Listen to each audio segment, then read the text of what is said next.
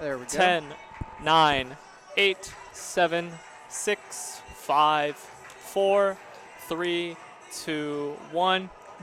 Good afternoon, everyone, and welcome to TNC Media's coverage of Ohio Athletic Conference women's basketball from the Reich Center in Westerville. Today marks the end of longtime assistant Diana Knowles' first regular season at the helm of Otterbein women's basketball. The Cardinals have saved the best for last for senior day. A Baldwin-Wallace squad ranked 12th in all of NCAA Division III. On Wednesday, Otterbein fell to the other ranked team in the OAC, number 25, John Carroll. A win today would give the home squad a lot of momentum entering the conference playoffs. I'm Jacob Russell, and joining me on the call is James Asher. James, what do the Cardinals need to do to pull off the upset today? Well, Jacob, there's a lot that they're going to need to get done. As we talked about, Baldwin-Wallace just came off their OAC regular season title victory game, and they're the hot team right now in the conference. I'd like to see Otterbein get off to a hot start, hit some of the easy shots, get the Cardinal players into a rhythm, start hitting the field goals early, and then once they got that confidence down, they are a good three-point shooting team. Now, the same can be said about Baldwin-Wallace, and they usually hold their opponents to under 30% behind the arc. Today, if Otterbein wants to walk away with the upset, they're going to need to shoot better than that while holding this hot-handed Baldwin-Wallace team to below 30 themselves, who usually shoots about 35% for the season. So, as I mentioned, today is senior day for Otterbein. There are 4 seniors for the Cardinals. Guard Miranda Martindale, number 2. She will start. Senior forward Abby Scholes, number 4, will start. And also, Delaney Cutteridge is actually listed in the starting lineup. But I'm guessing it's going to be one of those things like they did with Daniel Motter for the men's team, where they will play just the tip-off and then we'll get subbed out. But it definitely will be cool to see her on the court after her season-ending injury. And then rounding out the starting 5 for the Cardinals, Jenna Hoschauer, number 20, sophomore guard, and Bryn Mangold, number 24, a junior center. But one thing we talked about is whether or not Baldwin-Wallace will start all of their main 5 players, given the fact that they've already clinched the conference. So we're taking a look at who we projected to start, and it looks like the Yellow Jackets are going to be at full strength today. You have senior guard Hannah Fecht, Kara Marshall, and Riley Schill, 3 senior guards who have played and led the team all season. Casey Hughes, the 4th guard, who plays in this really small lineup we were talking about. And then also Megan Scheibel-Hutt. So definitely the traditional starting 5 for Baldwin-Wallace, which means Sherry Harrer is not taking her foot off the gas today. No, and Otterbein's really going to need to lean on one of their seniors, Abby Schultz, and hope she has a repeat performance like she has all season in scoring. Last game, she finished with 17 points, 4 rebounds, and here we are introducing some of the seniors now, and entering onto the floor for their last regular season home game. Very emotional, proud moment for them and their parents that they're walking out with. Yeah, I had a chance to go to wrestling senior day on Tuesday, and it's always great to see the seniors recognized for their 4 years of hard work. Absolutely, and as I mentioned before, Abby Schultz, she's got her work ahead of her as one of the leaders on these teams, one of the seniors, their top scorer, one of the best shooters on the team, but also the likes of junior guard Abby Zirkle. This is a smaller lineup that Otterbein's going up against. They don't even have any players listed at center, and last game against John Wallace, Abby Zirkle was perfect from behind the arc. She was 4 for 4 and was also perfect from free throws. So if it comes down to a close game in the fourth quarter, those free throw percentages is really going to come into play, and hopefully these Cardinals are going to be able to get it done by hitting those shots when they need to, when it matters. So, okay. So here is my thing, is both teams, based on who you see as their leading scorers, are going to shoot from range often. Yeah. Otterbein, top in the conference from 3. Baldwin-Wallace, third in the conference from 3. So neither team is going to go into the paint as frequently as we saw John Carroll do on Wednesday. My thing is that even though you can shoot the best in the conference, you are still only making less than 40% of your shots. So you need to rebound, and neither team has done that this season. We saw John Carroll obliterate Otterbein on the boards on Wednesday. I believe the Blue Streaks center had something like 28 rebounds. Yeah, so, and this is where Bryn Mangold will come into play. She's the junior center, and she's the tallest on the team. It could make the world of difference if she comes up big with rebounds in this game, because as we mentioned, smaller size, Yellow Jacket squad coming up, but they do have one forward who's actually the tallest player on the court today, sitting at 6'2". Yeah, Megan Scheibelhut is a sophomore forward for the Yellow Jackets. We'll be right back for the national anthem. Thank you for watching.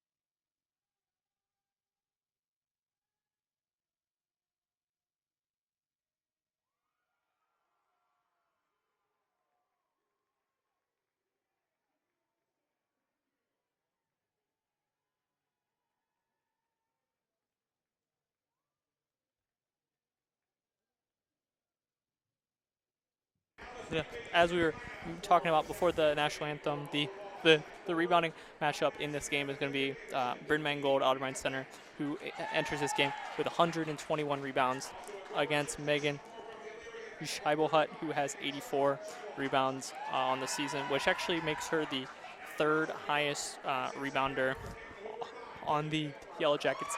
Neither of these two players is top on their team in rebounding, so it'll actually be interesting to see which backcourt players will step up in the rebounding, which we are certain will be important in this one. That's right, Jacob. I'm looking forward to, we mentioned there's a lot of perimeter shooting between these teams. As we watched in their practice earlier, they've been going through passing drills and a lot of assist leaders on these teams, especially Riley Schill, Casey Hughes, and Hannah Fecht for Baldwin-Wallace. And the battle that's going to be under the basket, I think that could be a big difference in today's game. To me, a player to watch, as Otterbein goes through their starting lineup with the with the cool light and all that. I'm interested to see how Miranda Martindale plays today. Listed as a starter for Otterbein, number 2. Hasn't started this season and has only played in 5 games. And hasn't played that many minutes, only 11 minutes all season. So I'm personally curious how much time she gets in this game, and what she can do with it. Yeah, it's one of those. This is her moment. It's her senior year, final regular season game. Is the adrenaline, is the positivity that the crowd's giving them here today, is that going to be what fuels them through to have really above average games to what they've been seeing throughout the season, which has happened in many cases? Or is the defense from Baldwin-Wallace just going to be able to handle it and keep up pace? Because they are known this season especially for locking down the teams that they're going against. Yeah, something tells so as we mentioned, Delaney Cutteridge is in the starting lineup, but clearly not to play for an extended period of time. I could definitely see Haley Bauer, who is the only senior not in the current starting lineup, replacing her quickly. Bauer has seen a lot of playing time, unlike Martindale, so that experience would certainly balance out having Martindale on the floor. Mm-hmm. So a tip off here, and as we predicted, the tip off would be a bit interesting. I believe they're going to. Okay, so I'm guessing that they agreed to give Cutteridge a basket there. There we go. There she is. Delaney got her basket. It's only fair, given what she's done for this team. Right. She was not only a leader on the stat sheet for this team, but there was a lot of talk about her academic All-American honors these past 4 years. And she definitely seems like a model player for this program, and so it's great that both teams got that done today. Absolutely. It's a great show of sportsmanship by Baldwin-Wallace they went ahead and got the early basket and then went ahead and gave Delaney hers, marking, an extra special occasion on this day for her on senior day. So it's 2-2, which in a very unique start to this game, but now Baldwin-Wallace with the first real possession of this game. That's a jumper by number 15 for the Yellow Jackets, Hannah Fecht, for the first real basket. Fecht enters this game as the second leading scorer for Baldwin-Wallace, and Otterbein is quick to respond. It's going to be a quick game. I can already feel it. Yeah, you see Abby Schultz there, got off to a good start, made her first jump shot to even the score back to 4-4. And double team defense, and it's good. Definitely a great job contesting the shot there.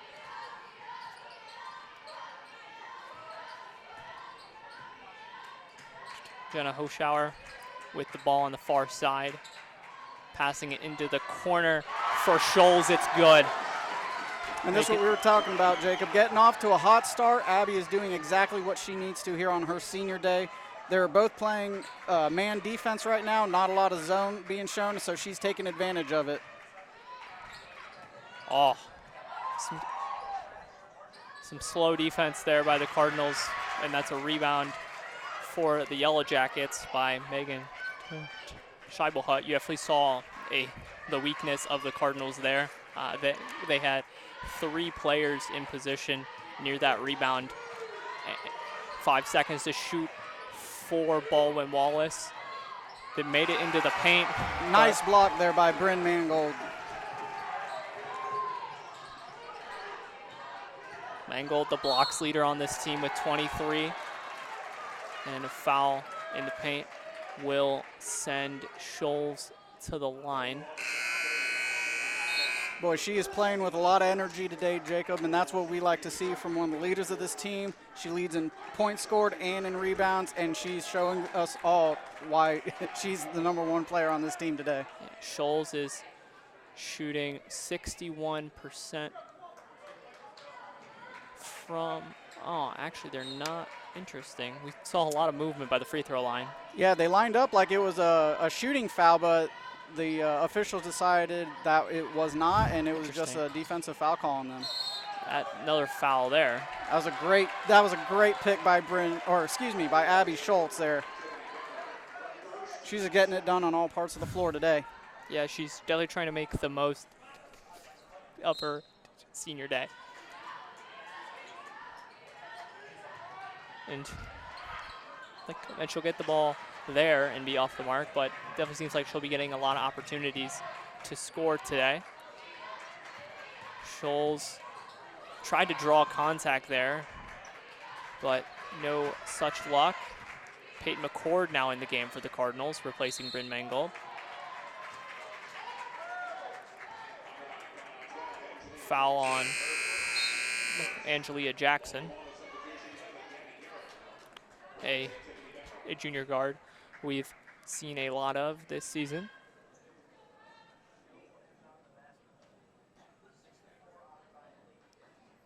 Looks like someone tying their shoe down there. That explains the pause. Officials are giving her time to get her shoe fixed. So defensive foul on Jackson will set up the Yellow Jackets with possession, and now 15 seconds to shoot.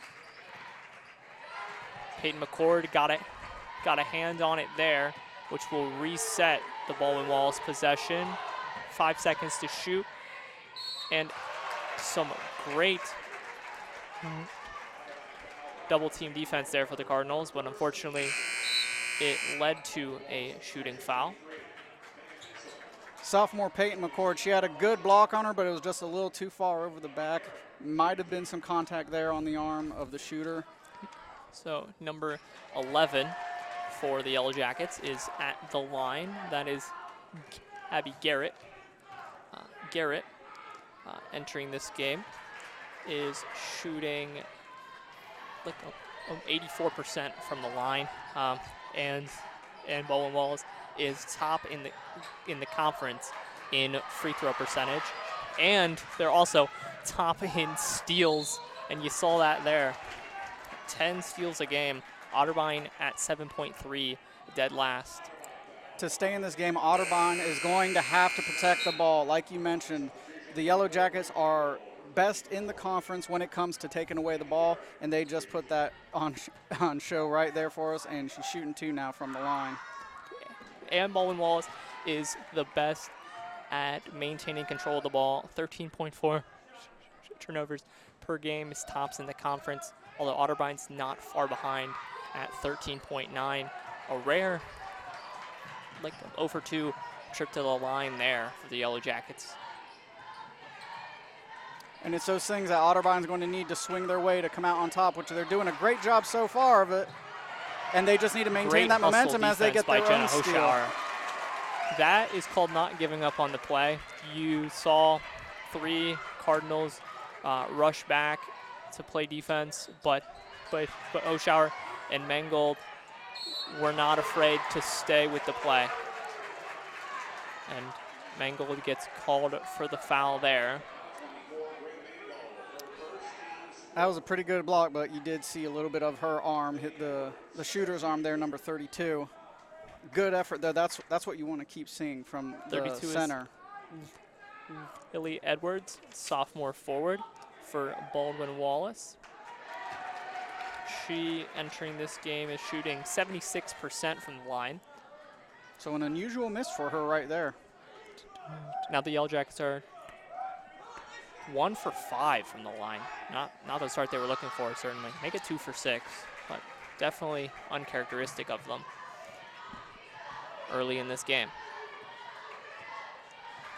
Although the Cardinals haven't had a chance at the free throw line yet. A little bit of a fake there from Scholes, may have knocked around the shot like Hoshauer's playing defense all over the court right now. Not afraid to attack Baldwin-Wallace in the first seconds of the possession, keeping them on their toes, which is something you have to do against a top scoring team. You can't let them get comfortable. 10 seconds to shoot for Baldwin-Wallace. Jumper from the elbow is good. That's Ellie Edwards for 2 points to tie the game at 8.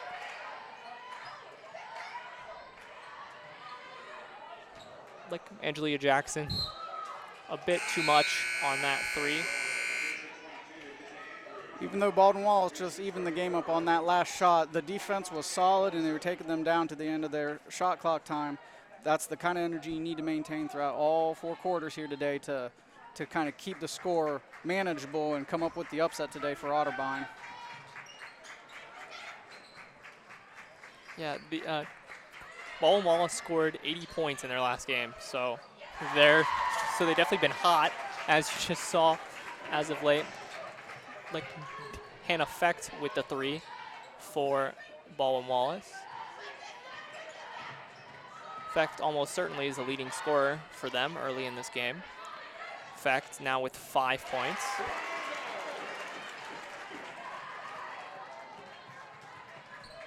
Bit of a bigger lineup in the game right now for the Cardinals with Horsley and Mangold on the floor. Should be interesting to see if they go to the paint more often with this setup in. 10 seconds to shoot, regardless of what the crowd tells you. 5 seconds. And no foul, and Baldwin-Wallace will retain possession, much to Jenna Hoshauer's disagreement. Well, Baldwin-Wallace looked like they were trying to get some momentum there after that made 3-pointer, but Otterbein, to their credit, they responded immediately with that field goal to keep it within 1.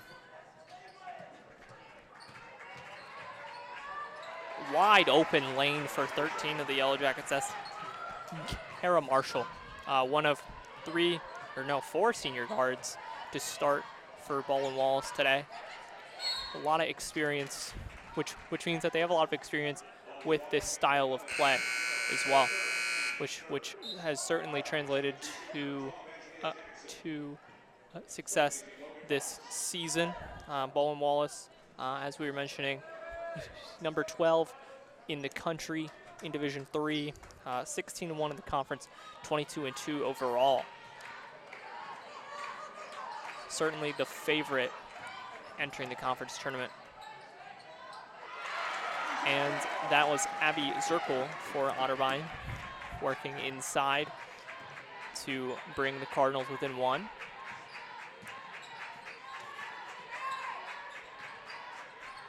Kara Marshall at the point for the Yellow Jackets. It's now inside to Gabby Garrett. The shooter is Garrett. It's good from 3. Gabby Garrett, although not listed as a particularly elite 3-point shooter on this team, but is second on the team in steals with 30. So look for her in the fast break.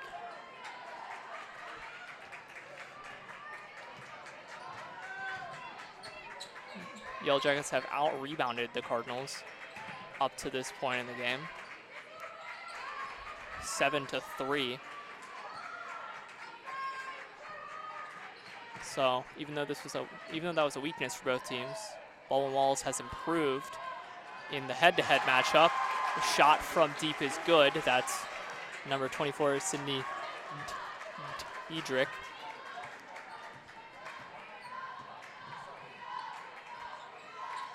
Baldwin-Wallace shooting over 50% from 3 right now. Shooting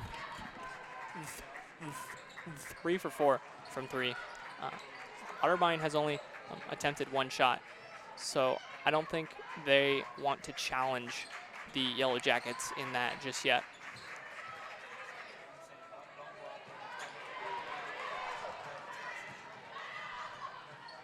Good defensive rebound by the Cardinals. Stops this drive the Yellow Jackets have been on. There's a timeout or something here.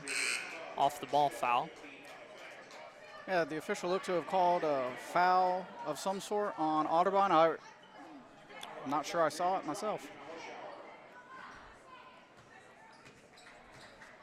So the Yellow Jackets are on an 8-0 run right now. At one point, this game was 12-11 Otterbein. Now it's 12-19 in favor of Baldwin-Wallace. So Otterbein really needs a score to stop the bleeding here. 5 seconds to shoot from the elbow once again. No good. Otterbein had 2 players right in front of that rebound. That gives the Yellow Jackets another chance. 10 seconds to shoot again. I believe that's the same shooter, Kara Marshall. And look like Otterbein will call a timeout.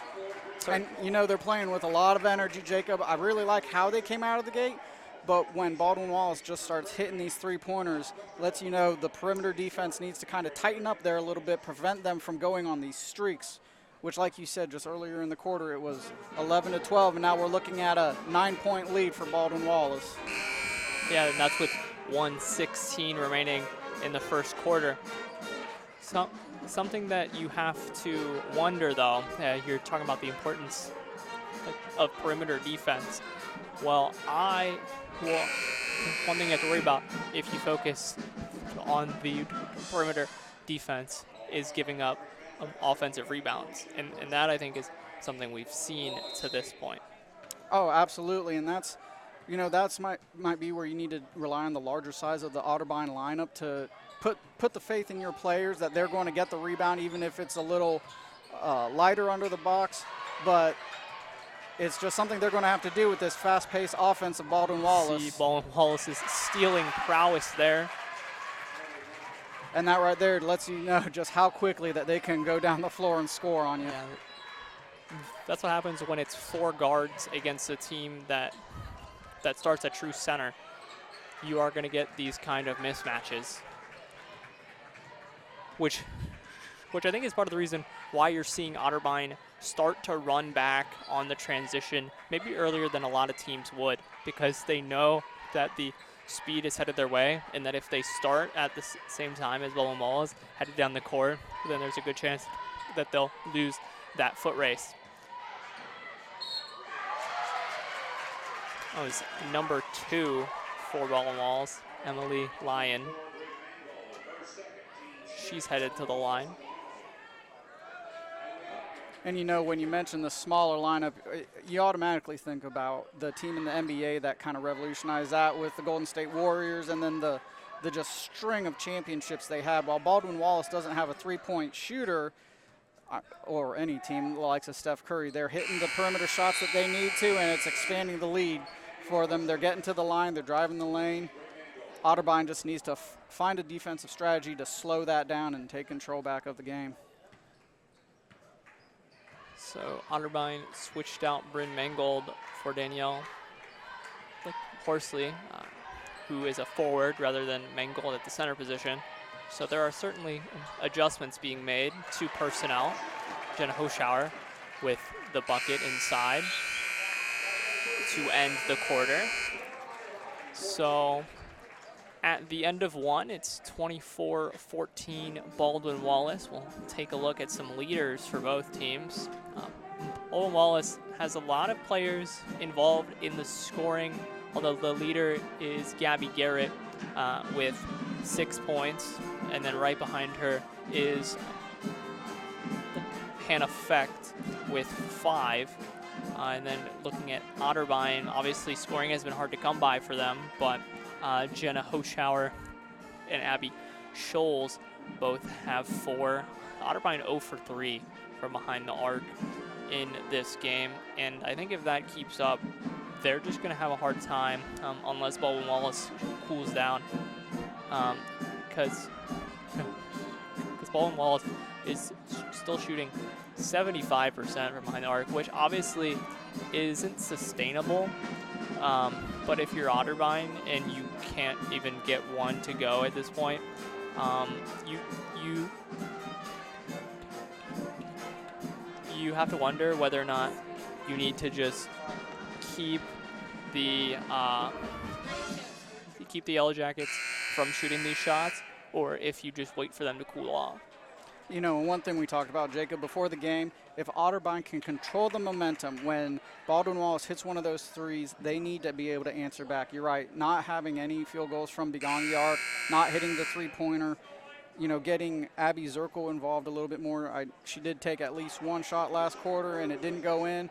You get her hot from beyond the three, get her settled down, could be a big swing in the pace of this game. So it's a 13-4 run in the past 5 minutes for Baldwin-Wallace.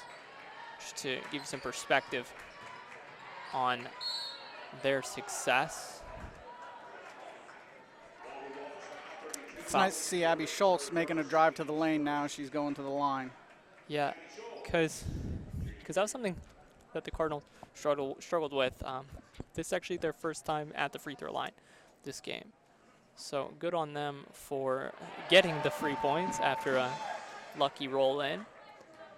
But Schultz entered this game shooting 61% from the line, and she'll go 1 for 2 on her first trip. Jump ball, Baldwin-Wallace ball. So Otterbein will just get 1. But certainly driving to the basket and trying to get to the free throw line is the next step when you start 0 for 3 from beyond the arc. Foul on. Oh, I didn't see.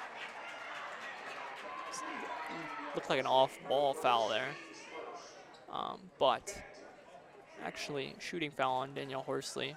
She definitely got beat there. 15 for Baldwin-Wallace, completes the three-point play. Hand effect.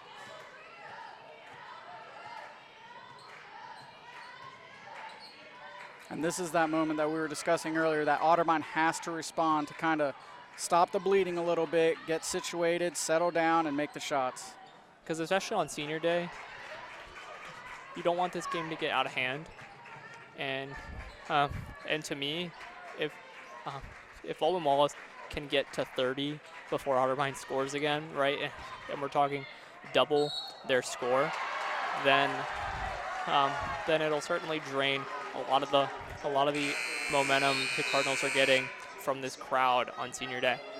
And Abby Schultz just did a great job of curbing Baldwin-Wallace's momentum by drawing the foul under the basket, and now it's Otterbein ball. And like you said before, getting to 30, if Otterbein can start building that comeback just a little bit at a time, they're still in this game.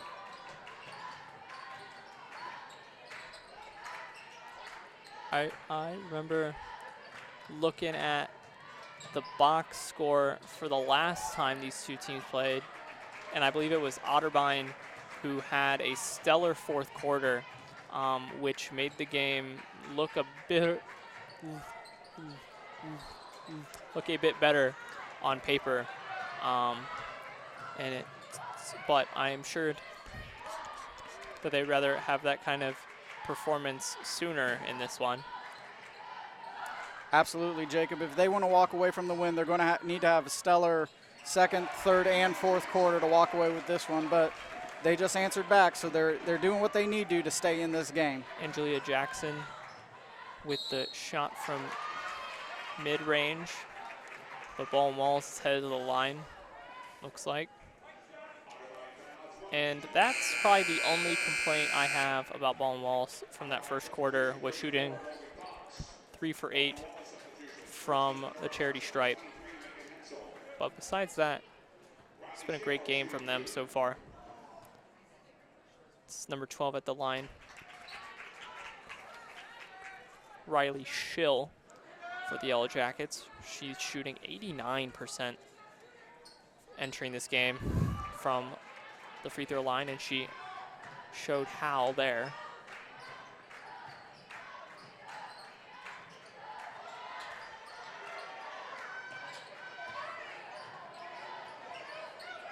Danielle Horsley with an interesting screen there, but it got the job done. Almost took two players out at once, but also a great move to the basket and it's now a 10-point game. And it's those little things that give you the advantage on each play that adds up over the time before the fourth quarter begins, and you're kind of in crunch time that Otterbein's, if they're able to do, they are not too far away to stay in this game the rest of the way. Looks like there was a pickup of the ball there. And that's a good off-the-ball foul for Otterbein because that layup went in.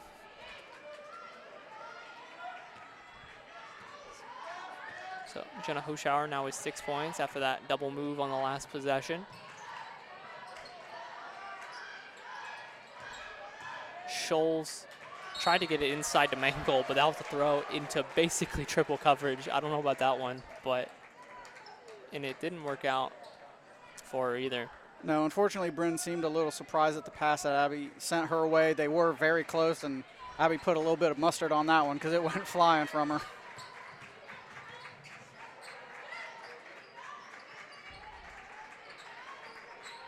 A lot of quick passes to start this possession for Baldwin-Wallace. Now it's 5 seconds to shoot. Looks like Baldwin-Wallace is going to have to throw up a prayer here. Number 11 from deep. And they'll call the shot clock violation as the shot did not hit the rim. But that was great defense when Baldwin-Wallace was trying to stretch the Cardinals' defense. They didn't give them an inch and were able to get that shot clock violation off. Otterbein quick to shoot. Scholes getting her own rebound there to earn a trip to the line.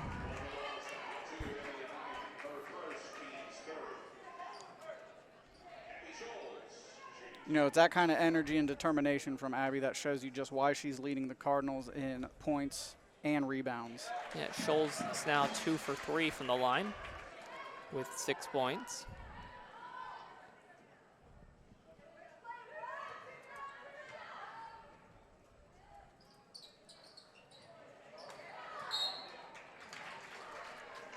The ball will go out of bounds. Last touch by Bryn Mangold.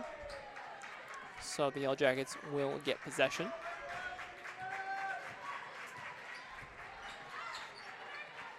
Quickly, the ball goes inside.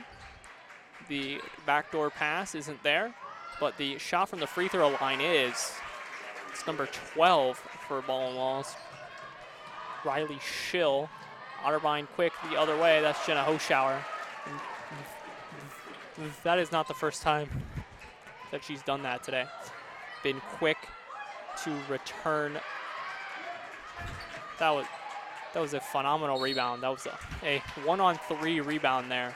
And those are the battles that the Cardinals have to win. When you have your center and at least one other forward under the basket, and Baldwin-Wallace walks away with that, you have to be able to convert that for That was them. a 5'7" guard, by the way, who ended up with that.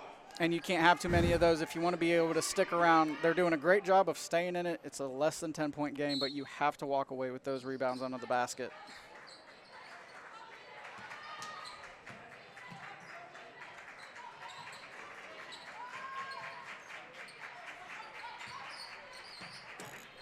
Seconds. A little bit of contact there, no foul. Instead, it'll be a turnover for Emily Lyon. Otterbein will take those, given how clean Baldwin-Wallace is with the ball.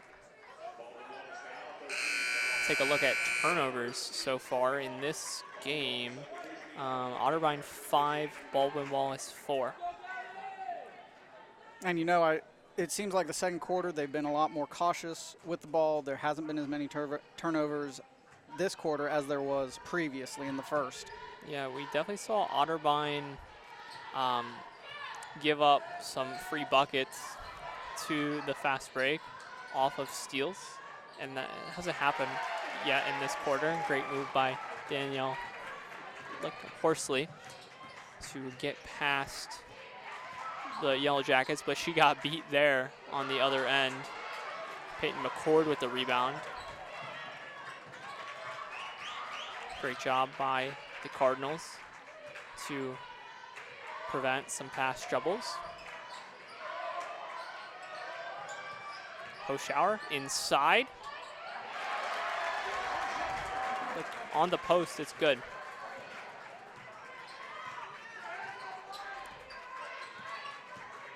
It's great to see your guard be successful on the post like that. Although Hoshauer, a bit more of a slasher than a shooter, certainly.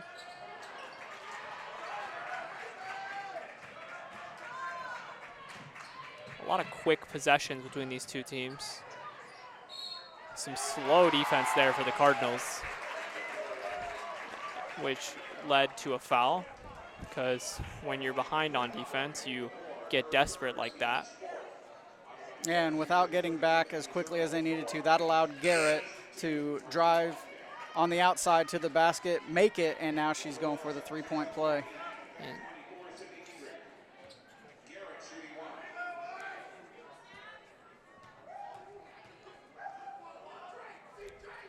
And it's just short of the three-point play, but Garrett leads the team with 8 points along with Fecht.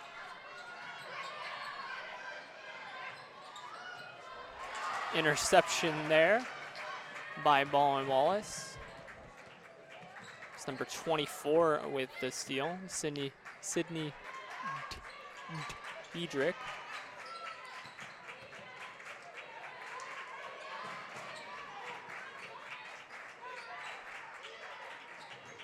And then Diedrich gives up the ball on the other end. Funny how that happens. About 3.5 minutes remaining in the half. It's a 7-point lead for Baldwin-Wallace. And yet again, after that play, Jacob, Abby Schultz driving to the lane, able to draw that foul and go to the line for two, keeping the Cardinals in this game. Otterbein 2 for 4 from the line in this game.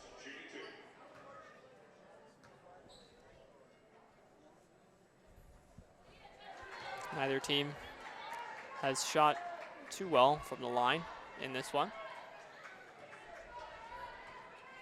which will certainly make the end of this game interesting. Look, if it gets close and the trailing team sends the losing team, or the trailing team sends the leading team to the line a lot. It'll be interesting to see if that strategy pays off in this one.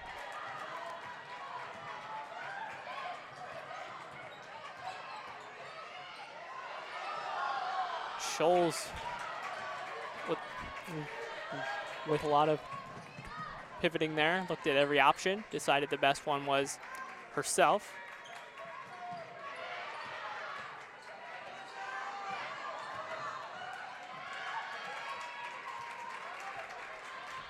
Play has definitely sped up in this quarter.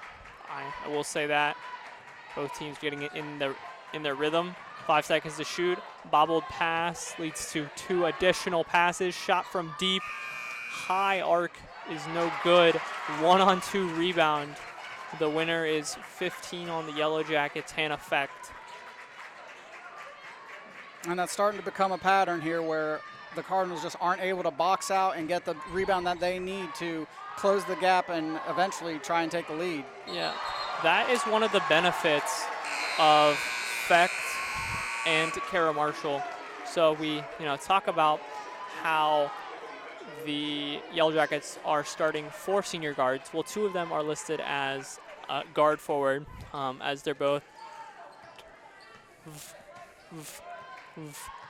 5'9". So I would say combined, they have 1 forward on the court at any given moment. So although it doesn't look like it on paper, they certainly have had the rebounding that they've needed in this game. But it's now a 4-point game with 2 minutes to go in the half.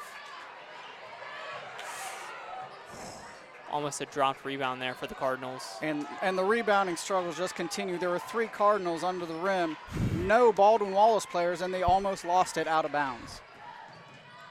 That's just a miscommunication there, especially because I'm sure every player is hearing the same thing. from Coach Diana Knowles that, guys, we need to rebound better. So I'm sure they're all desperate to get their hands on that ball. Early shot, and it leads to an easy Otterbein rebound. Cardinals love to see that. Hoschauer quick to go inside, a bit too much off the glass. Otterbein, with the personnel they have on the court, are pretty quick on the transition. But Baldwin-Wallace didn't need the transition there. Sydney Diedrich just needed a wide open look from deep, and she got it. So there's a lot of movement on the Baldwin-Wallace team there. A little miscommunication. She was able to get lost and ended up being wide open beyond the arc. Over the back foul, looked like, on Baldwin-Wallace. So yeah, the Yellow Jackets are now shooting 4 for 9 from deep. Otterbein still 0 for 4, and I think they've given up on it. Which especially is the case now that Scholes is the centerpiece of the offense. Nails free throw there.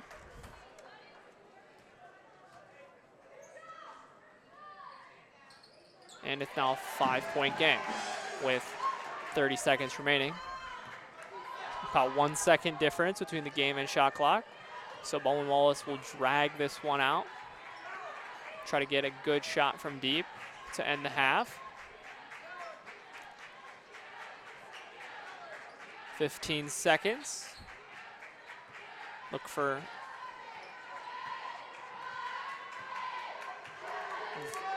the pass to 5.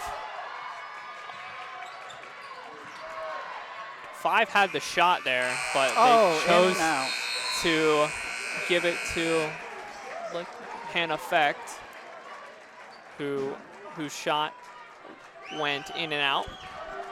So the score is 36-31 after half a game of play.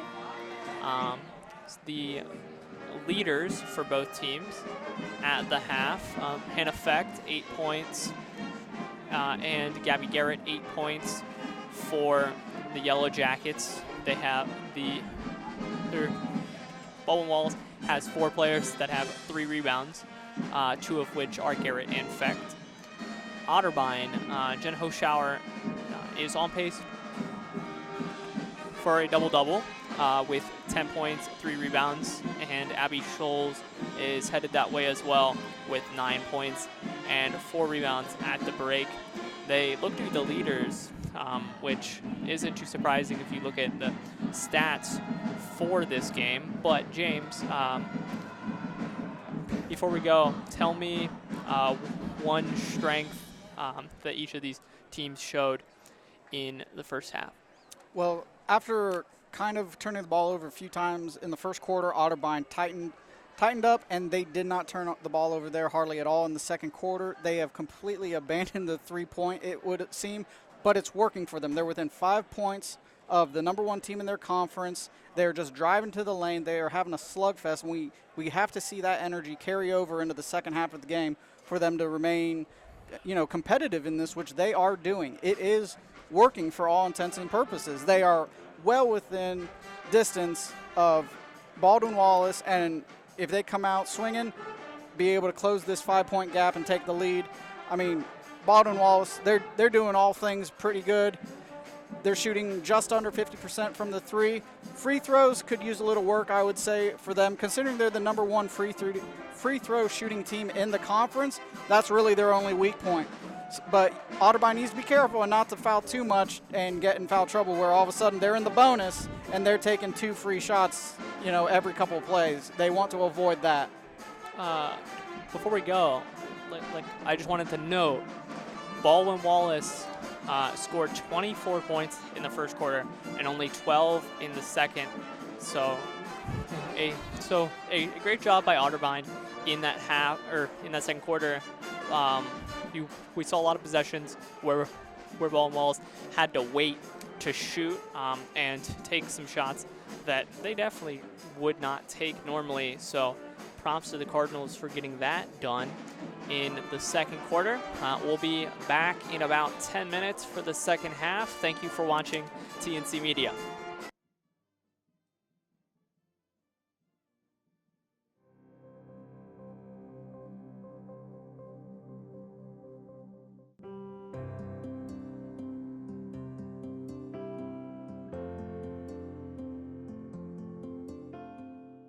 Otterbein made me the person I am today because they've given me the resources and the support to reach my full potential.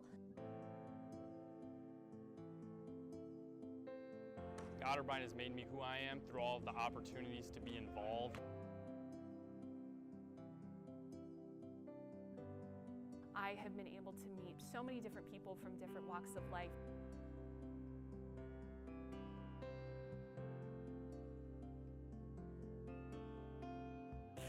Otterbein has made me into who I am by just giving me a lot of opportunities that I don't think I would have had by myself. I'm a theater major. Theater really taught me a lot. Being thankful, being grateful for the theatrical experience, that really shaped my Otterbein experience. My favorite thing about Otterbein is probably just the people. Where I've never been somewhere and met students talk about the way that they talk about Otterbein. People at Otterbein I think are really unique in the best way. There is just such a nice, diverse group of people here. There's something special about walking around and, everyone knowing your name and, just that real family feel around campus. My Otterbein love story really started the moment I stepped on campus, and ever since then I've just felt like I've been part of this flock and have been able to thrive. The people that I've been able to surround myself with have 100% made me and made this experience exactly what I needed it to be. One of my favorite Otterbein moments was being on homecoming court in the fall. It was really cool because I got to see anyone I cared about in my life came to Otterbein that day, and I got to see them, and they were celebrating like my success here, and I got to represent the school, but also they were at one of the most important places in my life. I co-founded the Promise House. It's been one of the most rewarding experiences during my college career. It's a community resource center and food pantry for students on campus, and I'm very fortunate to have had the opportunity and the support to start something that didn't exist my freshman year. I thank everybody at Otterbein that helped me to create this valuable 4 years experience. Also really appreciate my family for their generous support throughout the 4 years.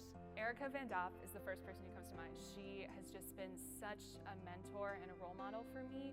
Definitely the people in the Center for Student Involvement, everyone who has helped me as an orientation leader and kind of running that program, and has helped me in running Ottertune because I work very closely with them. I would love to thank all of our donors and supporters and the Board of Trustees for believing in me.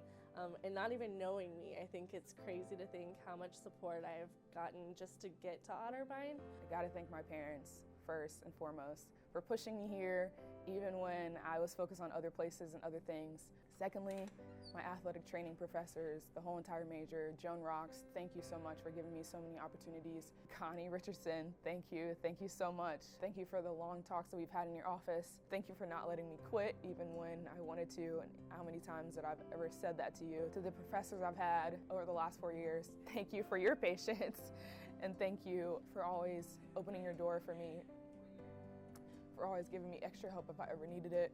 That will stay with me for a long time. Only Otterbein has allowed me to be a dual sport athlete, a scholar in the classroom, and a leader on campus. Only Otterbein has given me the experiences I need to help me realize that I can make a positive impact on the world. Only Otterbein taught me to accept who I am.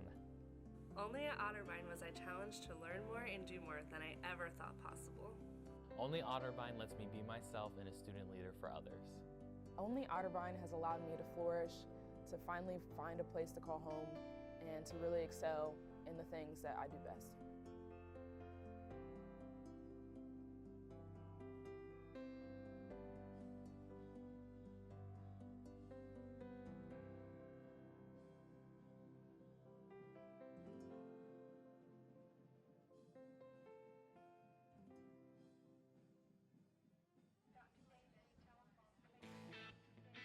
Your story doesn't have to end. As an organ donor, the good in you can live on. In fact, you can save up to 8 lives through organ donation. Sign up to give the gift of life after you're gone. You'll be happy you did. Just maybe, someone else will too. Sign up online today as an organ, eye, and tissue donor at organdonor.gov. It saves lives. It's a miracle that springs forth to feed us, to clothe us, to bring us joy.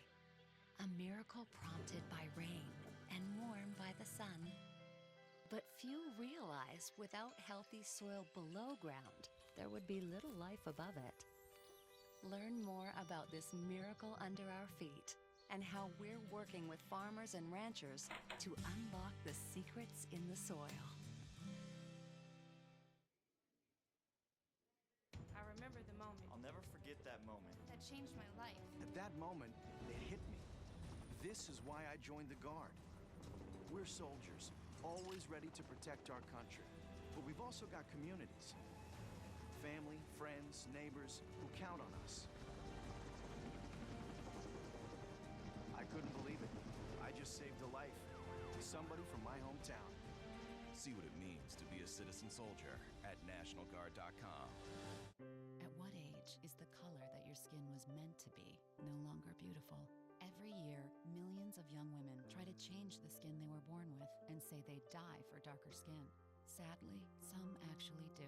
Melanoma is the second most common cancer in teens and young adults, and 1 person dies from melanoma every hour. Change your thinking, not your skin.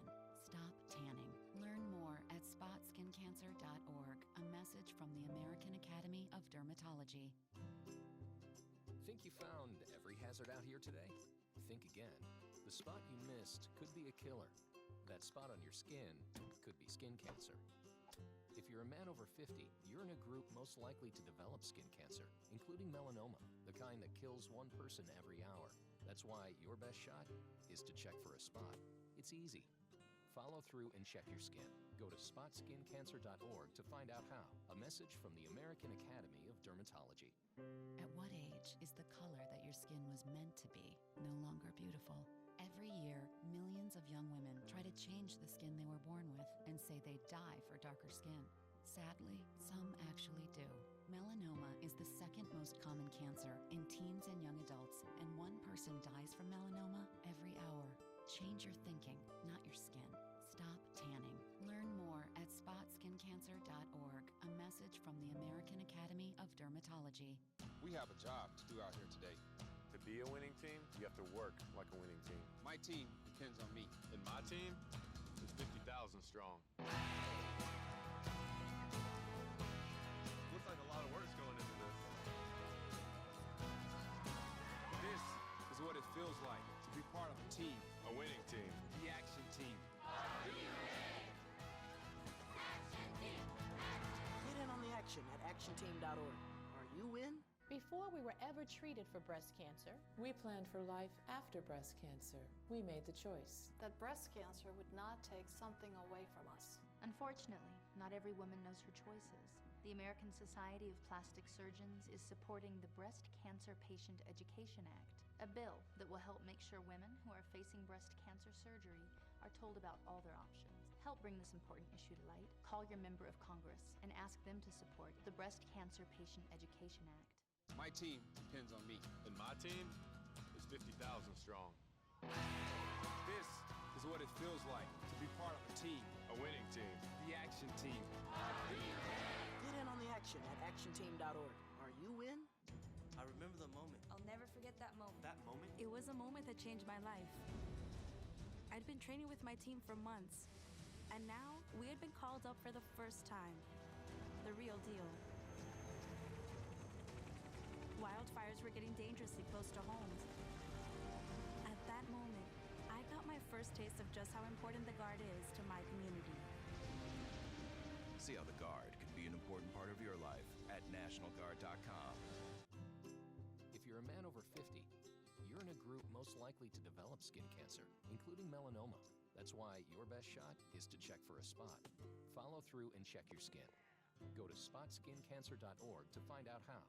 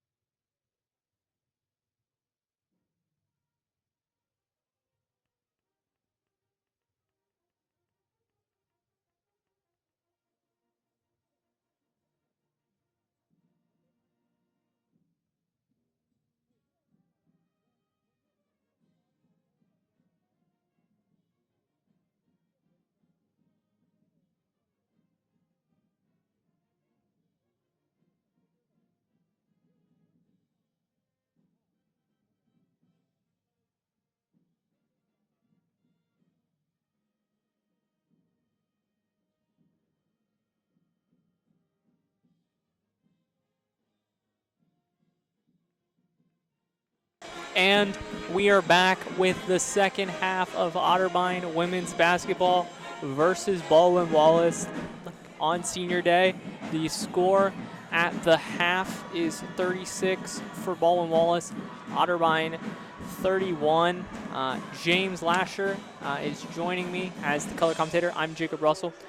James, what does each team have to do in the second half based on the faults we saw from them in the first half? Well, for Otterbein, it is no doubt that they need to maintain this defensive pressure that they put on Baldwin-Wallace. They held them to 12 points in the second quarter, and for a fast-paced offensive tempo that they run, that is incredible, and they need to maintain. They need the rebounds. They've maintained the ball security in the second quarter, and that needs to continue now for the rest of the second half until the fourth quarter, and that buzzer goes off and the game's over. For Baldwin-Wallace, they're doing so much correct. They could work on their free throws a little bit, considering they're the #1 free throw shooting team in the conference. They're definitely below their average on that, but they're firing on a lot of cylinders. But as long as Otterbein maintains this pressure on them, they have a shot to not only close this 5-point gap, but to take the lead as well. Yeah, you were talking about how Baldwin-Wallace is top in the conference in free throw shooting, but they haven't shown that in this game. For me, Otterbein is like that for the three-point shot. They're top in the conference by percentage, but they are 0 for 4 tonight, and they, I believe, only attempted 1 three-pointer in the second quarter. So they need to go back to that. Their leading three-point shooters are Zirkle, Jackson, Bauer. I would love to see them get some looks early in the half to just see if anything changed between halves. There are a lot of superstitions with shooting, and especially after a long break like that, you certainly want to kind of check up on your shooters to see what you're working with in the second half of this game. Turnover by Otterbein there. Yeah, I agree 100%. If they get into a rhythm, they get their shooters feeling comfortable, I would feed it to Zarkle first and just have her get comfortable. And the first three that they make, that would be a huge momentum swing in their favor, not to mention put those extra points on the board for them. Especially given that this is now a three-point game. A three would tie things up, and I think a tie would certainly excite the crowd, given how dominant Baldwin-Wallace has been at certain points in this game. Based on who we have on the floor, you're looking for Jackson from three. She actually was open on the far side, but Scholes took the mid-range shot. Instead, they have Scholes and Horsley on the floor. Two forwards. Horsley just got beat there by number 15. Hannah Fecht. Fecht, listed as a guard forward. It's a bit of a matchup nightmare for Horsley, who is set as a forward for a reason, and maybe doesn't have the pace of Fecht, who has a lot of guard traits. Turnover there for Otterbein. That's 2 early in this quarter. Shot from 3 is good. Number 13 for the Yellow Jackets, Kara Marshall, one of the guard forwards we were talking about. And we were stressing Otterbein needs to maintain that ball control. It's just a fraction of a second, all of a sudden Baldwin-Wallace will swipe that for you and turn it into points. Abby Scholes will end up giving possession to the Yellow Jackets there by tipping the rebound out of play. But she had a great effort to get a good shot. Yeah, Baldwin-Wallace, they seem to be coming out of the locker room firing on all cylinders and really just want to maintain the momentum that they've built in the start of the third quarter. You're really seeing how versatile Baldwin-Wallace is in this game, how versatile this starting five is with these guard forwards. 7 seconds to shoot. I definitely like how Baldwin-Wallace is being more patient with their offense in this game. Both teams in the second quarter, I think, were way faster to shoot than they were in the first. And for Baldwin-Wallace, that led to a sharp decrease in scoring. And I think if they wait for the play to develop, they will get like easier scoring opportunities, especially when you consider some of the matchup some of the matchup of advantages that the Yellow Jackets have. Although Jenna Hoschauer has made her way to the bucket pretty easily this whole game.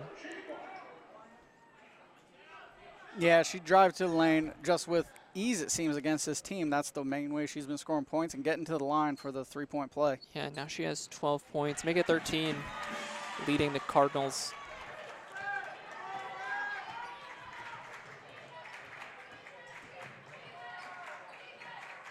And it seems like Otterbein is sticking with the strategy of open up the defense, find the open lane, and drive to the basket. They still have not taken any three-point shots beyond the arc this quarter, and they are still maintaining their drive to the lane.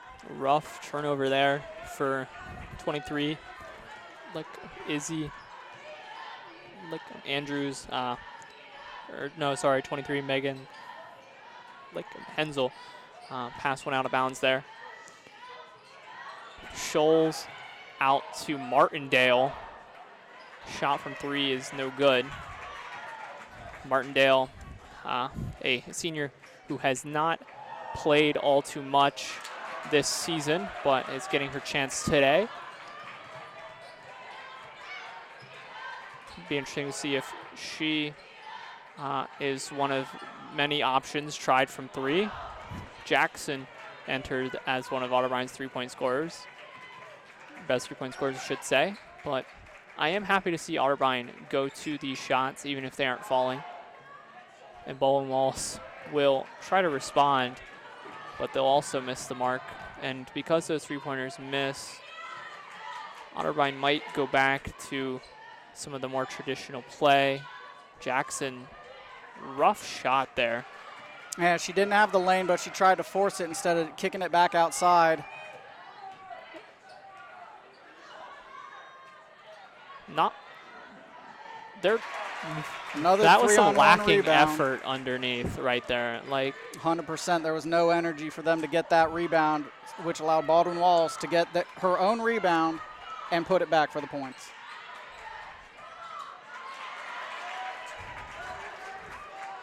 That's Ellie Edwards for Baldwin-Wallace, who has been effective, an effective rebounder these last few possessions.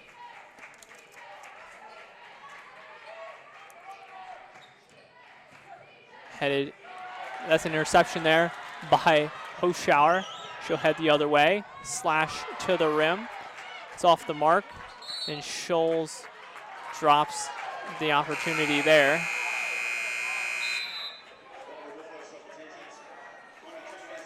Yeah, it seems like Schultz is trying to bring that energy back up when it was just, I don't know what happened under their own rim when you had three Cardinals right there to get the rebound and nobody comes back up with it.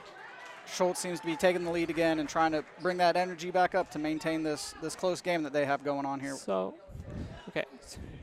So on that play, you have two options.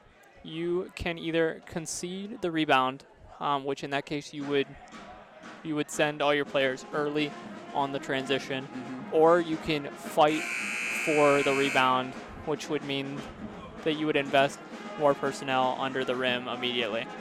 And it seemed like Otterbein's personnel indicated one thing, right? That, yeah, right. We're going to go for this late rebound. But then the like effort and the mindset was more of like just like let them have it, let's go. And to me, if you're going to invest those players in that spot, you are going to want something from it. Absolutely.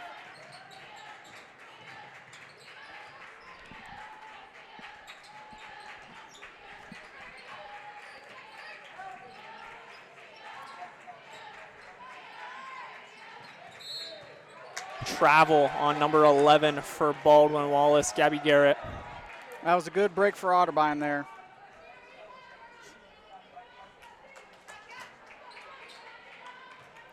Garrett has been one of the hot hands for Baldwin-Wallace this game, and for her to give the ball over on that play when she was driving towards the rim, that's definitely a big one for the Otterbein Cardinals here. That a shooting foul?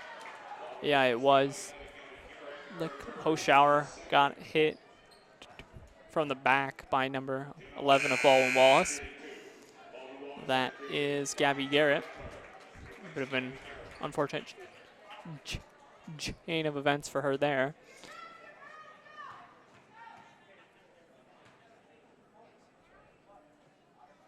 Hoschauer misses the first, but her line, 13 points, 4 rebounds, 4 assists, 2 steals. 0 for 2. Baldwin-Wallace quick on the other end, but Otterbein was quick to retreat. Shot from deep, no good. Baldwin-Wallace wins the rebound once again. Otterbein actually out rebounded Baldwin-Wallace in the second quarter, but hasn't looked like that in the close to 7 minutes we've seen in the second half. And if they want to maintain the energy that Baldwin-Wallace came out to, they're going to have to get those rebounds and avoid unnecessary fouls like that one. Yeah. Baldwin-Wallace is at 9 rebounds, Otterbein 7 in the third quarter.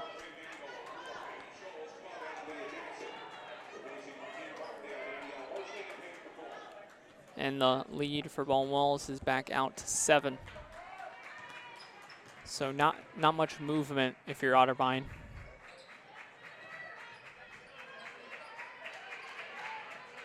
Baldwin-Wallace not waiting. They are seeing an open look and going for it, but it was off the mark there. Mangold intercepted there. That pass should have been closer to the middle of the court. So the Baldwin-Wallace defender didn't have so much access to the ball from the outside. 24 from deep, back-to-back possessions. That one's off the mark. Really seems like they're taking a more aggressive approach to shooting the three in this quarter. So is Otterbein, but that one's off the mark. Look, Angelia Jackson out to Mangold. Mangold out to Zirkle, reset. And Hoschauer will get a shortened possession at the point. 10 seconds to shoot. Jackson off the mark. Otterbein is doing what I wanted them to, and it finally paid off. I believe that was Zirkle. Yeah, it was. And hopefully this will give her the confidence that she needs to keep throwing those up, since it seems to be the three-point game is really opening up this quarter. All it takes is one, hopefully, for the Cardinals. And just like that, now you have a 4-point game.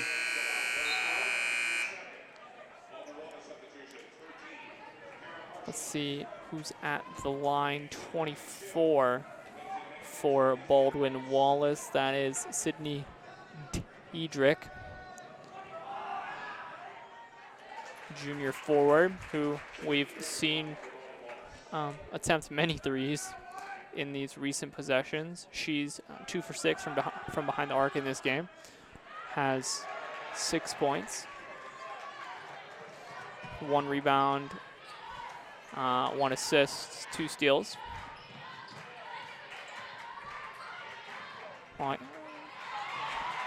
Steal there from Baldwin-Wallace, as we expected from them. 15 from deep, no good. You can never take ball security for granted against this team, because right when you're not looking, that's when they'll try and pick your pocket. Just over a minute to go. Both teams firing at will from deep. Angelia Jackson finally got one to go.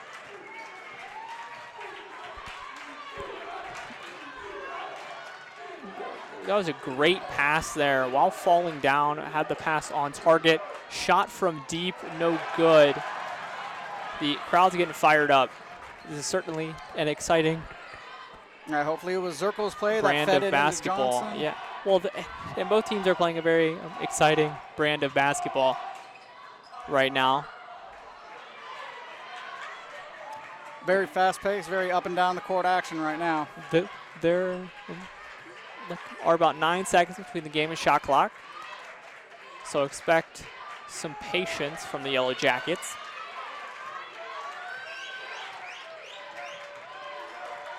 Ten seconds to shoot. Yellow Jackets have a 2-point lead. Drawing the foul is number 13, Kara Marshall. The foul is on Zirkle, who you certainly don't want to see in foul trouble.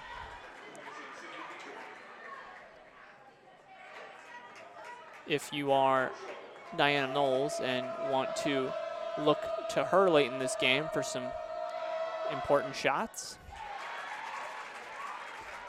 At the line for Baldwin-Wallace is Kara Marshall. Marshall, her line, 6 points, 3 rebounds, 2 assists. Make it 7 points.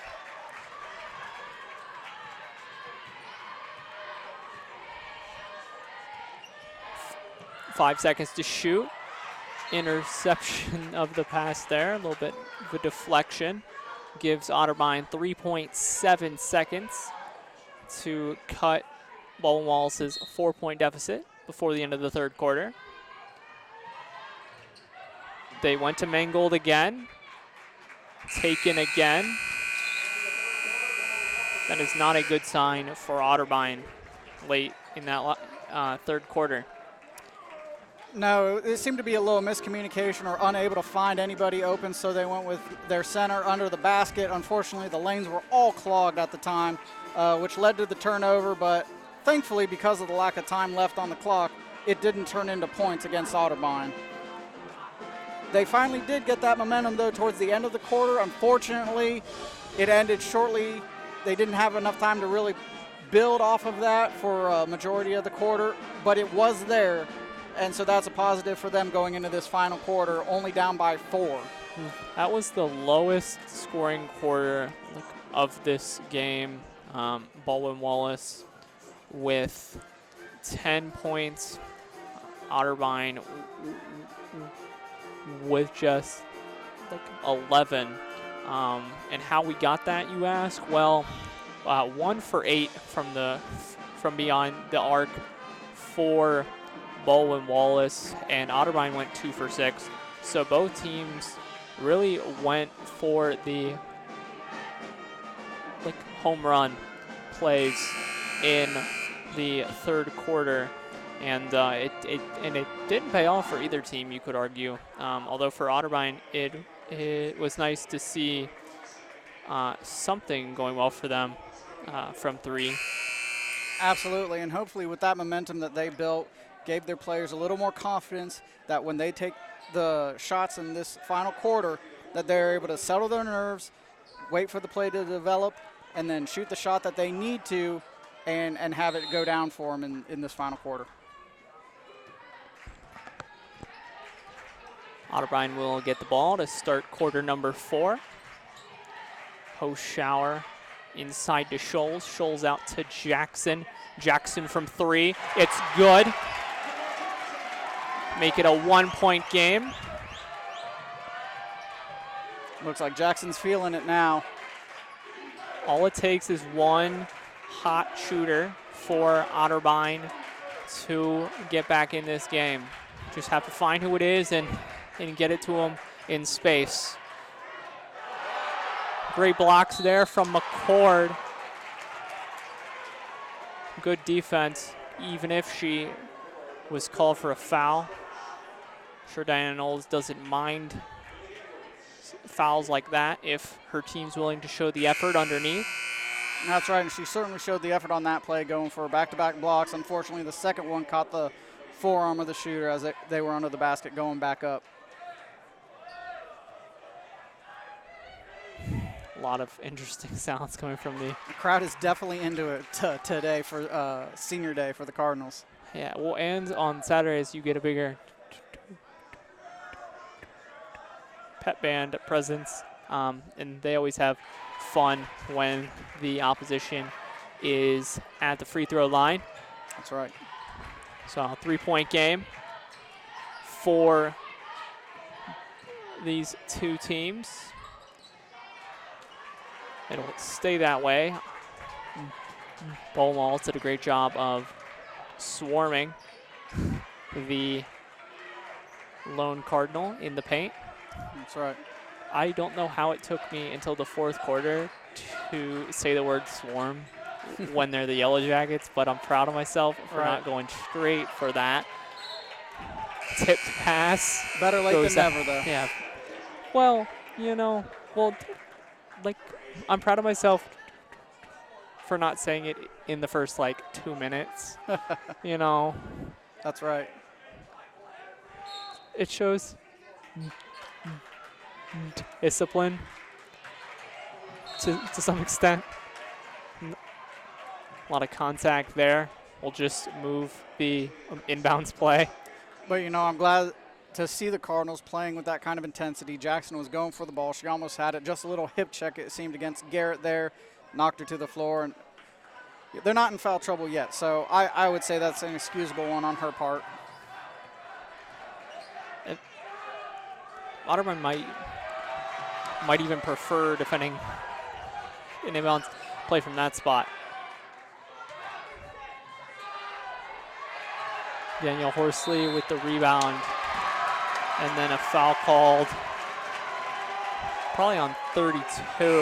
Yeah, that was on Lily Edwards, who's really been rebounding a lot for Baldwin-Wallace this game, it seems. Whenever there's stuff going down in the paint under the bucket, it's her. So you're right. Edwards with 7 rebounds, and the other top rebounders, Fecht and Garrett, with 5 for the Yellow Jackets. And for her to come off the floor at this point is a big deal for Otterbein, because she has just been dominating the paint with her 7 rebounds. For Otterbein, rebound leaders, Scholes and Jackson with 7. Zirkle from deep is off the mark. Hoschauer with 6. So 3 starters getting involved on the boards. And the crowd loves that possession arrow. A great turnover in the paint as Garrett was driving. They just picked up the ball and had it bounce off her knees to go out of bounds to give the Cardinals it right back with less than 8 to play. 3-point game.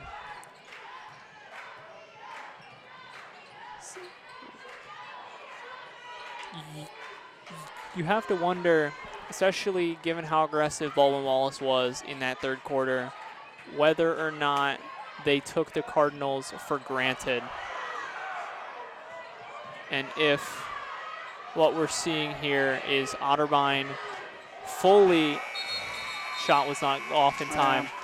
But if what we're seeing here is Otterbein throwing themselves, at this top team, and maybe the top team not fully respecting the opposition. That's right. You can never underestimate the team who might be lower ranked than you, but when it's on senior night and they're sending some of their women off as they graduate, you can't ever anticipate just how hard they're going to play you, whether you're the conference champs or not. Because I know the first game of the season between these two teams was nothing like this, although the Baldwin-Wallace just separated themselves there with a 3. Zirkle will try to match that air ball too far left. But the first game between these two teams was nothing like this. It was Baldwin-Wallace, who was then 14th in the country, leading the whole way and never really giving Otterbein much of a chance. But this is a much different game. Yeah, the Cardinals have really turned this into a great defensive game with their own turnover right there and driving down the floor. Foul committed against Shoals there.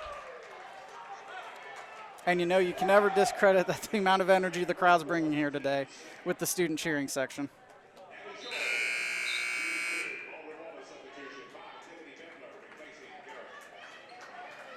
Shoals shooting 2 for 9 from the field, but still has 9 points thanks to a now 6 for 9 day at the free throw line.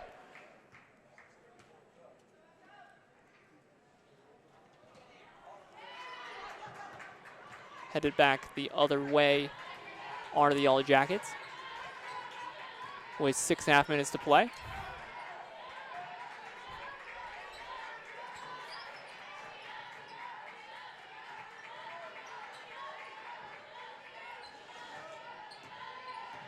Ten seconds to shoot, and Baldwin-Wallace is still at the perimeter. Really good, tight defense by the Cardinals. Great block there by Shoals. Another great defensive play by Shoals, knocking the ball away.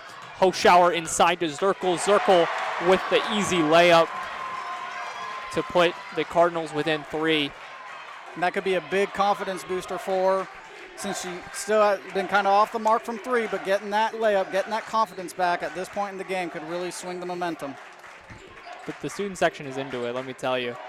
And it's certainly nice to see that on senior day. 24 from deep, nothing but net. Number 24 for the Yellow Jackets, Sydney Diedrich.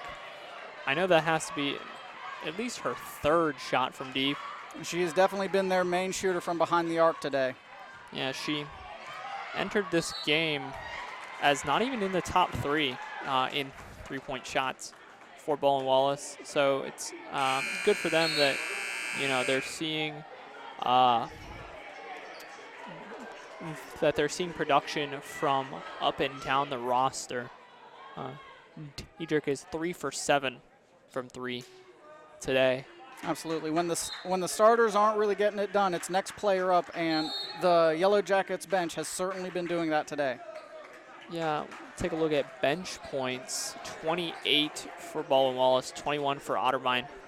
I know that gap was bigger at halftime, so Otterbein's bench must be picking it up. Yeah, so Otterbein at the half only had 8 points from their bench, so the bench must have picked up in the time since then.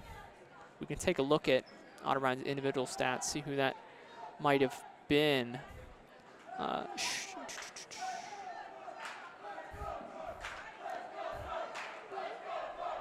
Well, it looks like a lot of the top scorers are starters, so it looks like a bit of a group effort there to make up the difference.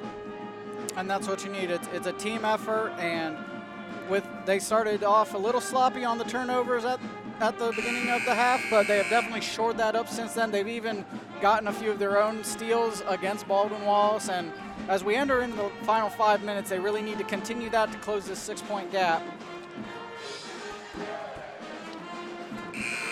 What I really like about Baldwin-Wallace is it's a very humble brand of basketball that they play. It is very much not focused on one player.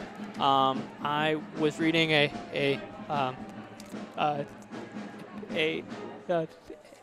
feature story that the Cleveland Plain Dealer did on their head coach Sherry Harrer, and it was talking about how she kind of imparted her personality onto this program, and how there's a huge focus, especially in her recruiting, on very humble players. So it's not so it's not about recruiting like the top recruits out of high school for Baldwin-Wallace. It is a lot about the character of the player and how they fit into this mold that Sherry Harrer has successfully made in the past 30 years with Baldwin-Wallace. And she's definitely one of the best at what she does.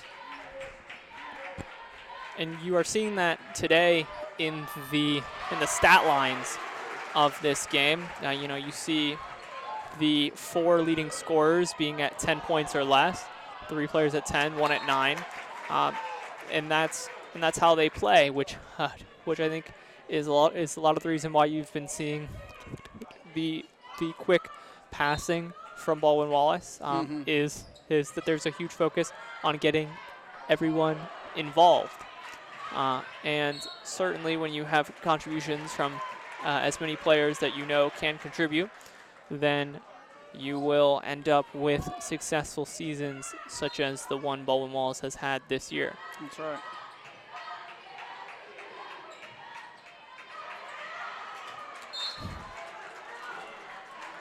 That was a nice takeaway of the ball by 15 for Baldwin-Wallace, but she was just a little off balance there, so she wasn't able to recover, hopefully trying to get that pass in bounds, but good break for the Cardinals that she wasn't able to find anyone open for that. But the Baldwin-Wallace lead is now 8 with 4.5 minutes to play. So Otterbein will need to play some good defense here in these last few minutes. 5 seconds to shoot. Otterbein doesn't have much of a plan, just throw it up, says Scholes, and it's way off the mark. Seems like the Baldwin-Wallace defense has really tightened down now. They're not able to get many shots or even passes off that are not contested at the perimeter, and they're just able to close so fast inside the paint. Like you mentioned earlier, the team effort. There is no one person leading this. It's a team effort, and they are demonstrating that here today.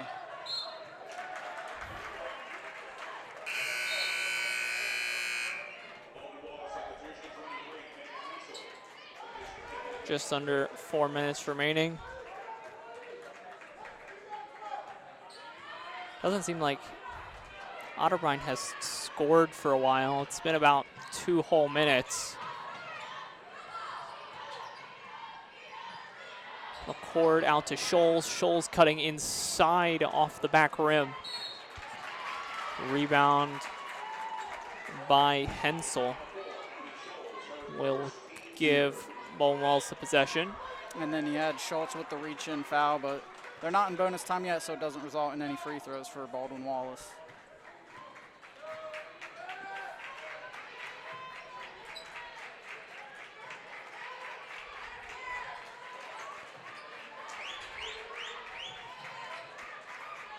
Wide open on the inside is Riley Schill. She'll take the free 2 points to make Baldwin-Wallace's lead double digits. Definitely seems like something has turned on in Baldwin-Wallace these past few minutes. We kind of briefly mentioned the idea of, you know, what if Baldwin-Wallace has taken this Otterbein team for granted, but certainly in these past few minutes, the Yellow Jackets have given full effort in this one. That's definitely part of it, but also you could kind of see on that last play, you know, with the Baldwin-Wallace player getting wide open, the Cardinals defense just seemed to be a little slower, not as crisp as it had been there in the third quarter, holding them to less than double-digit amount of points. Maybe it's just the amount of energy that they've expended this far into the game. Yeah, certainly fatigue can be a factor. And the one way to counter fatigue is, you know, to substitute more frequently.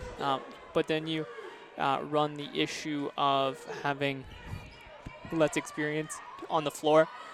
So you really have to balance that late in these crucial games.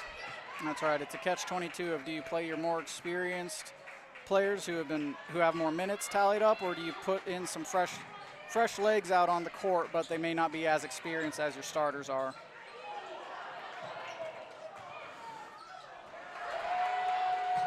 Unfortunate bounce there for Baldwin-Wallace, but it's saved from the half-court violation. A lot of moves there from 24. 2 seconds to shoot. And shot clock violation as the ball did not hit the rim. That's right. That was the defense we were used to seeing from the Otterbein Cardinals all game. They were shutting down the passing lanes, not allowing them to drive through the basket, even though they tried at several occasions. Even though the ball got away from them a little bit and Baldwin-Wallace recovered, they were still able to clamp down and prevent the score from happening, increasing the lead. And with 2.5 minutes left, there's nothing that says they can't come back from this 8-point deficit if all of a sudden their perimeter shooters get a hot hand and they dish it to them frequently. Otterbein has only scored 8 points in this quarter, which is by far their lowest in this game. So, well, certainly scoring since halftime has gone down, but even in this instance, 8 is not going to get it done. And it's interesting to see how this game has progressed because we saw Baldwin-Wallace be strong out of the gate with the 24 points. They were shooting super well from 3 early in this game. And once the shooting wore off for both of these teams, it felt like they were both doing pretty much anything they had to get points because the simple stuff wasn't working anymore. So certainly not a game where a team has potential to put up like 80 points like we've seen in some of Baldwin-Wallace's past games. No, this is definitely shaped up to be quite the defensive battle that was much, much different than when these two teams played earlier in the season. Yeah, both teams are about to score below their season average, certainly. Baldwin-Wallace averages 71 and Otterbein 64.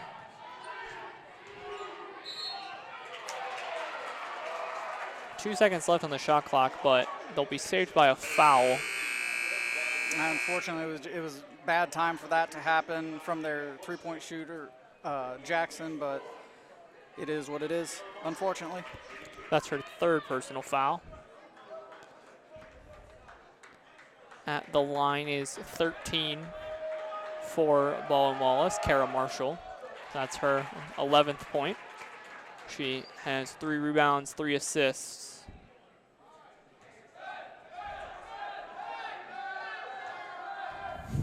Student section trying their best to get Marshall off her game, but she'll be just fine. It's not quite like Duke's, but they're doing their best. I'd say about a dozen guys over there.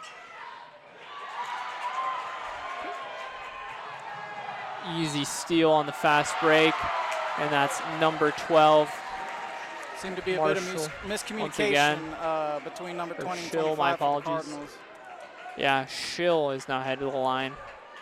Although it's Riley Schill, because I believe there are siblings with Schill. Yeah, there you go. So Riley Schill, the senior guard, with the 3-point play there, now has 11 points.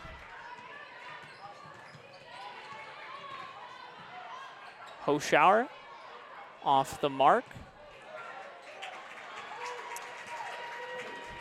She has done a great job getting into the paint, but some of these shot selections have been far from great. Well, the Baldwin-Wallace defense have definitely noticed that she's a slasher to the rim, and they have really tried their best to cut off her lanes to the rim.